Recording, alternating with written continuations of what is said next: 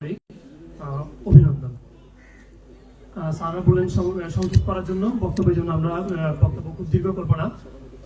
আমরা জানি আমাদের ফরহাদ ভাই ইতিমধ্যে বলে গিয়েছেন 5ই আগস্টের পরে আমাদের সাথে কি কি হয়েছে, কি নির্মমতা আমাদের সাথে হয়েছে। কিন্তু আমরা যদি অ্যাড্রেস করতে পারি যে 5ই আগস্টের পরে আরো কি কি হচ্ছে আমাদের সাথে, সেটা হচ্ছে আমাদের সাথে সবচেয়ে বড় যে জুলুমটা হচ্ছে সেটা হচ্ছে ফ্যাসিবাদী সরকারের যে দোষরা ছিল তাদেরকে পুনর্বাসন করা হচ্ছে। আমরা চাই, সুস্পষ্টভাবে বলতে চাই, তাদেরকে যারা আবার পুনর্বাসন করতে চাইবে আমরা আবার তাদেরকে প্রতিহত করবো ইনশাআল্লাহ।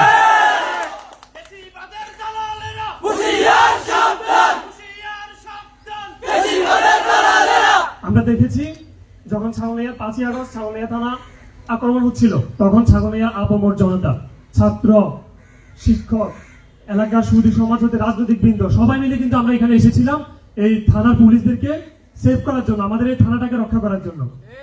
এবং আমরা অনেক ভাই আহত হয়েছে, অনেক রাজনৈতিক বৃন্দ কিন্তু ওই দিন আহত হয়েছে এই পুলিশ ভাইদেরকে রক্ষা করার জন্য।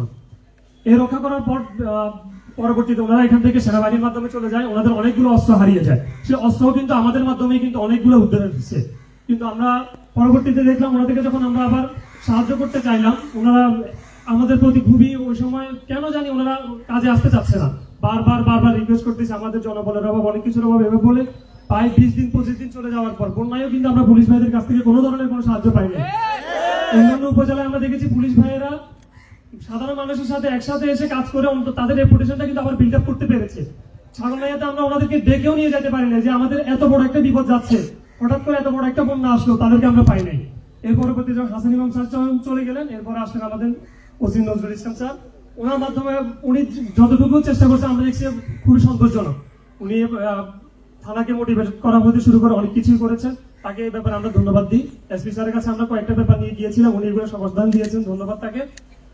ছাগলনাইয়াতে যে সমস্ত সমস্যা দেখা যাচ্ছে তার মধ্যে অন্যতম হচ্ছে আমাদের আহত ভাইদের ব্যাপারে আমরা কোনো ধরনের প্রশাসনিক সাহায্য পাইনি।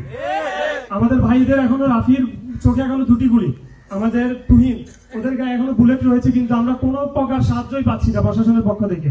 আমরা চাইবো যত দ্রুত সম্ভব আমাদের ভাইদের ফেনী সহ পুরা বাংলাদেশে যারা আহত আছে তাদেরকে দ্রুত চিকিৎসার ব্যবস্থা করতে হবে। এছাড়াও যদি প্রয়োজন হয় তাহলে যেন উন্নত চিকিৎসার জন্য বিদেশে প্রেরণের দ্রুত ব্যবস্থা নেয়। এই জন্য আমি উদারতা আহ্বান জানাবো আমাদের অন্তর্বর্তীকালীন সরকারকে।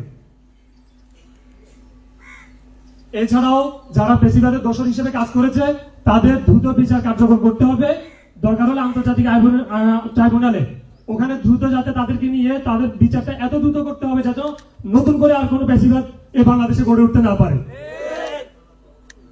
প্রশাসনের যে সমস্ত কর্মকর্তা ফ্যাসিবাদের সাথে যুক্ত ছিল আমরা দেখছি তারা পার পেয়ে যাচ্ছে, তারা আবারও তাদের সে নতুন করে একটা জায়গায় হয়তো বদলি হয়, সেখানে আবার নতুন করে কার্যক্রম করছে। আমরা দেখেছি ফেনীর যে ডিসি, সাবেক ডিসি, তার উপস্থিতিতে কিন্তু আমাদের ফেনীতে এত ছাত্র জনতা, প্রত্যেক দলের সব দলের মানুষ কিন্তু তার উপস্থিতিতে মারা গেছে, কিন্তু তার কোনো আমরা বিচার কিন্তু দেখতে পাইনি। আমরা চাই সেই ডিসি খুনি তার যেন খুব দ্রুত বিচারিক আদালতে যেন তার বিচার হয়।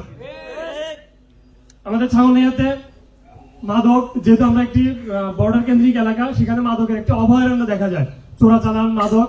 আমরা আশা করবো আমাদের ছাগলনাইয়াতে পুলিশের সংখ্যা যেন আরো বাড়ানো হয়, ভ্যানের সংখ্যা যেন আরো বাড়ানো হয়। তারা রেসপন্স করতে খুবই কষ্ট হচ্ছে। তা আমরা যখন একটা তথ্য নাকি তারা পাচ্ছে, কেউ তখন দিচ্ছে, তারা যেতে অনেক সময় লেগে যাচ্ছে।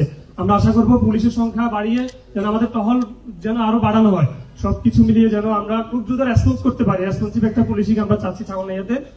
এছাড়া হচ্ছে সীমান্তে পুলিশ এবং বিজিবির মধ্যে নাকি একটা দ্বন্দ্ব থাকে, এটা যেন দূর হয়, যে তারা নাকি একসাথে কাজ করতে পারছে না, তাদের ভিতরে কোলাবোরেশনটা নাই। আমরা চাই যে তারা একই সাথে একত্রিত হয়ে যদি কাজ করে, আমরা মনে হয় ছাগলনাইয়া বাসী উপকারিত হবে। এছাড়াও বর্তমানে আমরা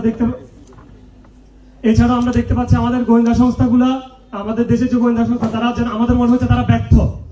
এই যে এত আন্দোলন হচ্ছে, আওয়ামী লীগ যে আবার নতুন নতুন রূপে ফিরে আসতেছে, এটা কিন্তু আমাদের গোয়েন্দা সংস্থারা আমাদের সেই রিপোর্টটা যথাযথভাবে দিতে পারছে না।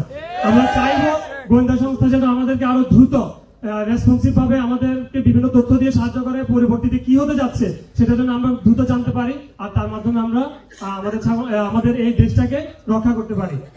আমাদের অনেক মেহমান ছিলেন দ্বিতীয় সারিতে। প্রথমে যখন আমরা বসছি, এখানে আওয়ামী লীগের কয়েকজন লোক থাকার কারণে 2-3 জন লোক ছিল আওয়ামী লীগের, যাদের বিরোধিতা করতে গিয়ে আমাদের ছেলেরা এই চেয়ারগুলো থেকে উঠে গেছিল।